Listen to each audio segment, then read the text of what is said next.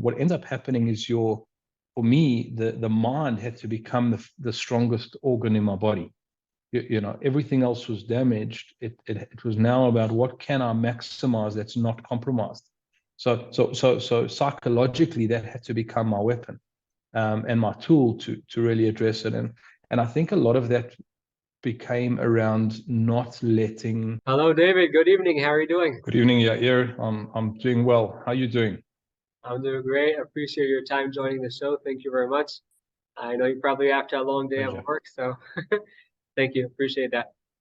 Uh, you know, I, Pleasure.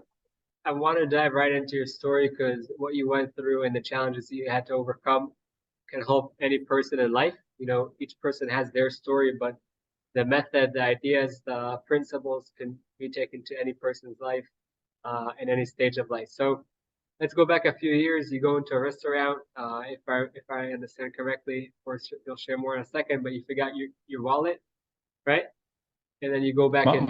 My mobile phone, yeah. Oh, your mobile phone. Today you're not allowed to forget that. You know that was a long time ago, but today you can't. I think that's even worse than forgetting your wallet. But you go inside. You went to get your mobile phone, and you get shot in the back.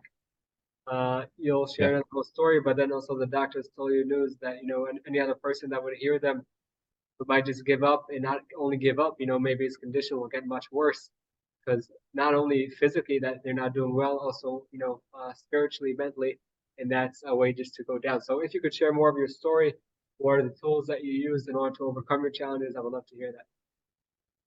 Okay, great. Thank you. Yeah, so it goes back about 24 years. I was 18 years old. It was the end of my first year after school. It was a Sunday evening. I was planning to travel the next morning for our in South Africa, our summer vacation. I was leaving early next morning, and yeah. So I was leaving the next morning and said goodbye to some friends. We were at a coffee shop in a very good area in Johannesburg, about 15, 20 minutes from my home. I left with a friend of mine. We got home. As I got to my front door, I realized that I'd left my mobile phone. And because I was leaving the next morning on a plane, I had to go back to fetch it. We tried to phone it. Obviously, cell phones have just come out, so it wasn't like a chat or whatever. We could see where it was. I phoned, it was off. So I got back in the car from my house, went all the way back to the coffee shop, and when I arrived there, I walked towards the front entrance from the street. And I could see the lights on, the doors open, and no one inside. So I walked closer to the door, and I noticed there were two people, two ladies that were actually under the table, and it seemed a little bit peculiar. I turned around, I walked back to the car where my friend was driving, and about 5 meters, and I said to him, something doesn't seem right, and almost instinctively, intuitively, I just turned around as if I was going back to see what I could do to help. There was seemed nothing out of as a risk, and as I walked towards the door again, a gentleman came running from inside towards the outside, Oh, so and it as was he did so, he quiet. lifted. It was quiet when Dead you. quiet. Couldn't see anything. There was Oh, nothing around. Yeah. so And he was and suddenly the running. guys that were obviously at the back, he came out, and as he came out, I realized what was happening. And he lifted up his shirt and he took out a weapon, a firearm, and I remember, like, instinctively I put up my hands and I just said, please don't shoot. And from about a meter away, I just heard this massive sound, and a bullet went straight through my back, so through my lumbar spine, 1 meter? level 2. Yeah, That's from a nothing. meter away. So Wow. yeah, so it came straight in and out, and as it did that, it hit my spinal cord, and I fell to the ground. My legs were rubber. I'd lost sensation, and obviously I was very nervous. What if there were other people? I didn't know what was going to go on, and I managed to crawl on my arms just around a pillar. And within about a minute or two, everything was quiet, and some people had come out. they'd been locked. They were holding up the place. They were robbing it. 6 gentlemen with weapons, and guys came out of the bathrooms where they were locked away. And I was obviously bleeding quite badly. We didn't have Hatsola or any medical response. It actually launched in South Africa that year. And we didn't know what to do. I got two guys that were in the restaurant, and my friend who was driving and watched this happen. We decided to take me in the back of his car to the local hospital, which was nearby. At this stage, I mean, I couldn't feel my legs. A lot of adrenaline, a lot of I was bleeding a lot, and Oh, you were conscious. I was completely aware. Yeah, I was completely Oh my conscious. I God. was aware of what was going on. And very scary, very trauma. It's real trauma. A lot of blood and fear, and we've just been in a very traumatic incident. And we got to the hospital, and as we arrived there was no casualty or trauma facility at the hospital, the nearest one there. It was a maternity hospital for pregnant women to come and deliver their babies. So they weren't expecting a gunshot victim to arrive with flashing lights. And they managed to. We had some volunteers from Ezra Medical Services, and they met me at the hospital and stabilized me. And over a period of about an hour, managed to, just make sure that everything was under control. I mean, obviously it was very, very critical, but they then moved me in an ambulance to another hospital where I spent the next probably 10 weeks. I have moments of memory within different periods of that. Most significantly, the first three days, I had a spinal fusion. I had abdominal operation. They had to take out a lot of the bone fragments from the shattering of the spine and the bones, and the damage to the internal organs had shredded. Imagine like sharp glass that had cut through the organs. So there was a lot of work to be done to stabilize the environment, the body in that area, the abdominal area. So they had to cut me from the front, from behind, in the back. And I spent the next probably 8 to 10 weeks having 5 major surgeries for bone grafts and reconstruction in that lumbar spine. And in that period, at a point in time in ICU, I remember just my first recollection of waking up in that ICU ward, and the doctors, basically the words I remember very clearly was that the damage to the spine is so severe, it's incomplete, in that the spine wasn't severed itself, or the spinal cord wasn't severed, but the view was that I'll never be able to get out of a wheelchair. I'd lost any ability to. Never? Yeah, never. That was the view. I mean, that was at that stage. I was completely paralyzed from the waist down. I couldn't feel or move any of my legs. I couldn't urinate. I had a stomach, what they call a stoma bag, that fitted to my stomach because there was damage.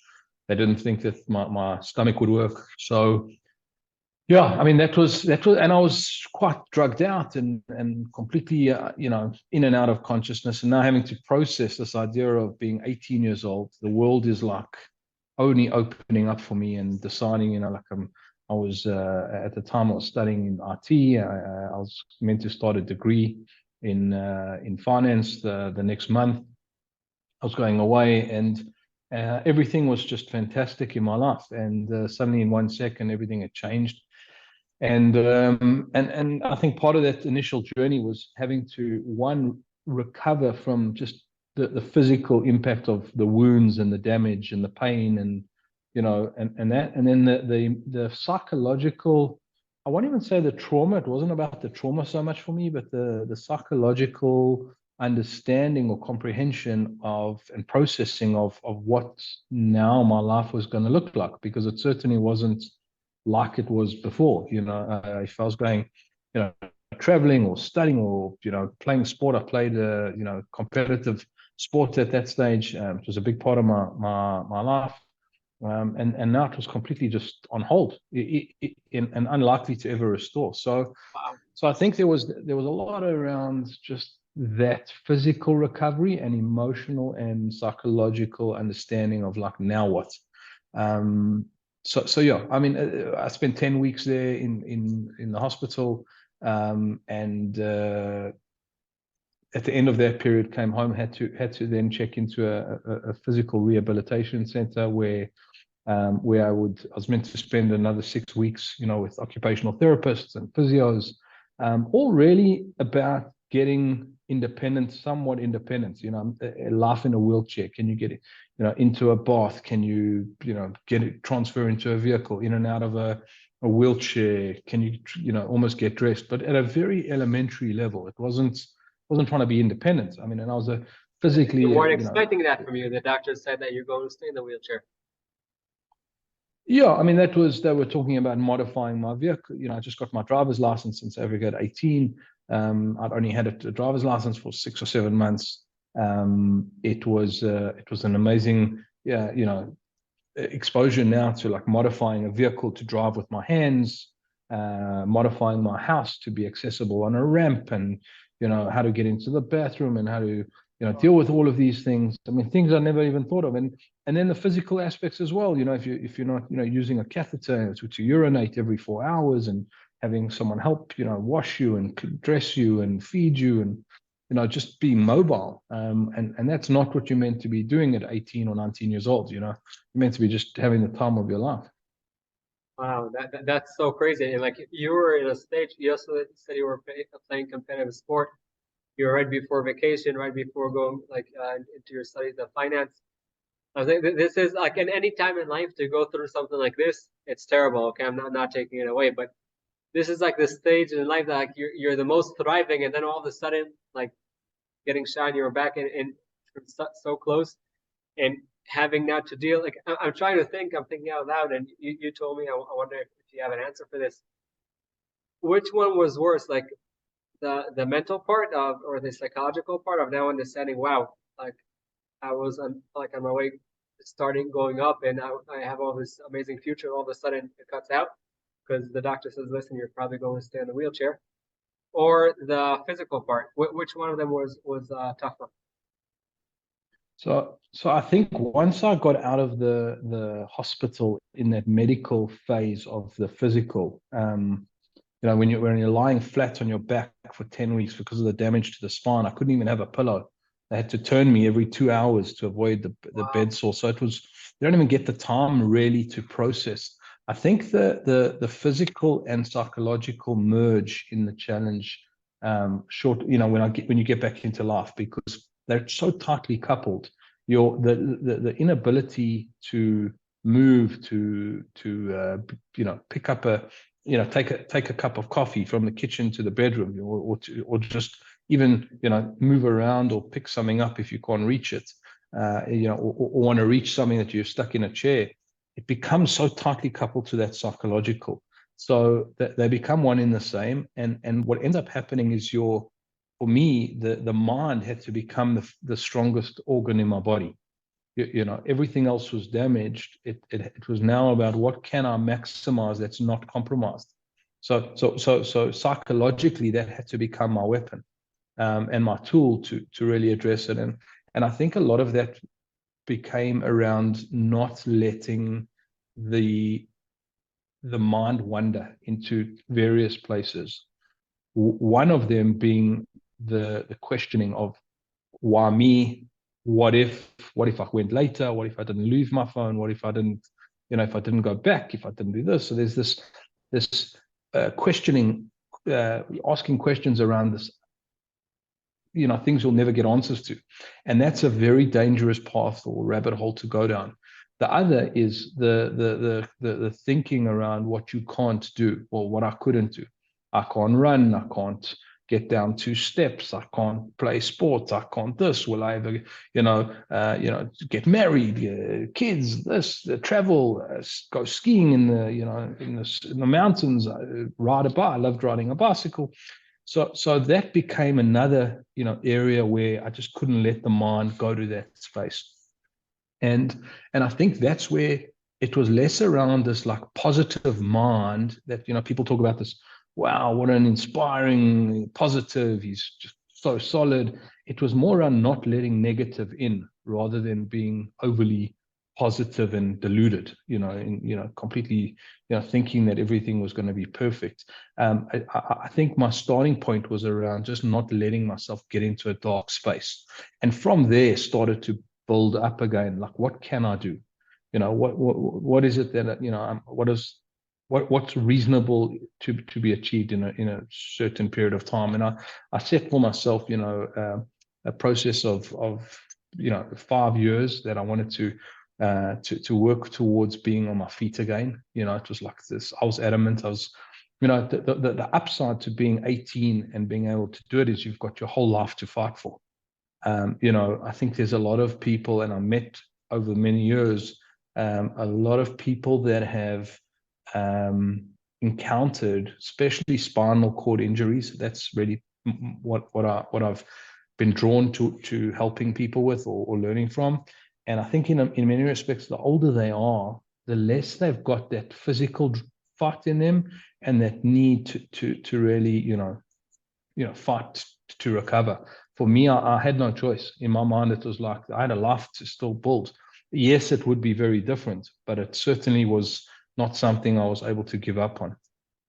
Wow. So even though the doctors told you that you're going to stay in a wheelchair, like you had that mindset, okay, first put aside those negative thoughts. Now, okay, what can I do? And I'm not going to give up. Now, it's really nice and easy. Like for me, I hear it. It sounds okay, nice. I'm sitting in a nice place. You're also, I like your background. But how do you do that where you're in that phase? Like, thank God today we didn't say that, but today you can walk. Like you're moving. You're good. You're able to overcome this challenge. But how do you not let negative thoughts in when you like you're in the trench, like you're in rock bottom? Like you said a second ago, you were supposed to go on vacation, start studying your competitive sports. You're at rock bottom in that stage, not to let negative thoughts in. Like, how do you do that? Yeah. So I think for me, physically, I was very fortunate that there wasn't a severed spine. If the spinal cord is completely severed, there's no chance. Like medically, there's just no way. So there was this doubt, this unknown around what level of recovery could be potentially. Although it was clear it wouldn't be to get out of a wheelchair, there would be some sense of, there were still some nerves that were intact. And I think in the first 3 months of that, as the swelling started to come down and some of the bone fragments had been removed, there was, I remember the day I was able to move my big toe on my right foot, just a tiny little bit, like just that much. And all it meant was that there was a connection from my brain at the top to the bottom toe, the toe at the bottom. And that meant there was an ability to something was able to get all the way down. And it was like that little bit that I just, how do we build on that? And that's how, ironically, my current position, I'm completely paralyzed still in my right leg. So my toe that moved first hasn't never improved. And actually that was all it did.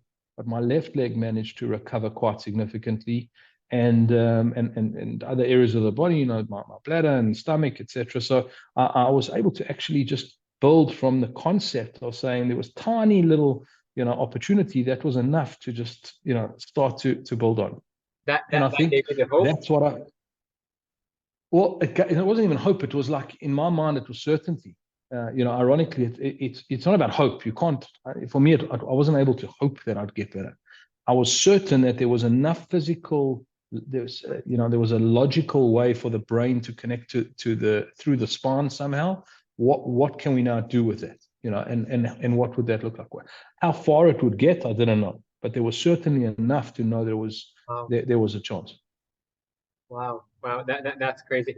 I love something that you said just a few minutes ago that I don't remember the medical term that you used. I'm not a doctor, but you said that if something specific would have happened, so then you had no chance to recover. But then because there was that uncertainty, so that kind of that gave you the thought that okay, maybe you could recover. So what's so beautiful over here?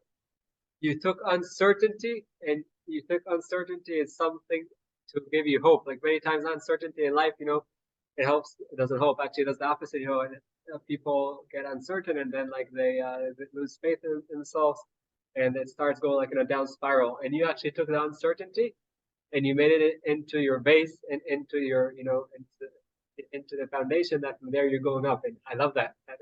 That's really beautiful. Yeah. Like it's Yeah. opposite. So I want to understand another thing.